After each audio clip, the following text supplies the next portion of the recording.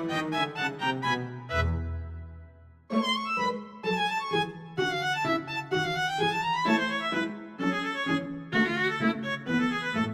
video kali ini, saya akan menyampaikan rangkuman materi virtual machine.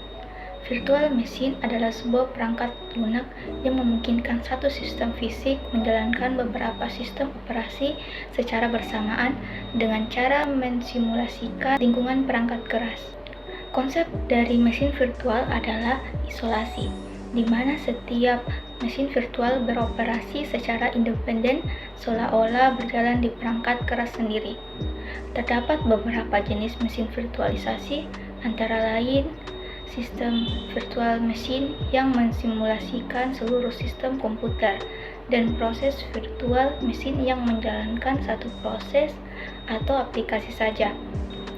Komponen utama dari mesin virtual meliputi hypervisor baik tipe 1 yang berjalan langsung di atas perangkat keras maupun tipe 2 yang berjalan di atas sistem operasi, GUI/OS, virtual hardware, dan manajemen sumber daya.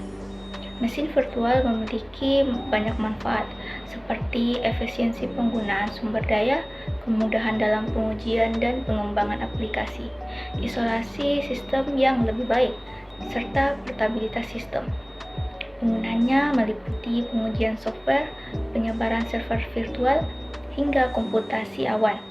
Beberapa teknologi dan platform populer yang mendukung virtualisasi, antara lain seperti VMware, VirtualBox, Microsoft Hyper-V, dan KVM pada Linux.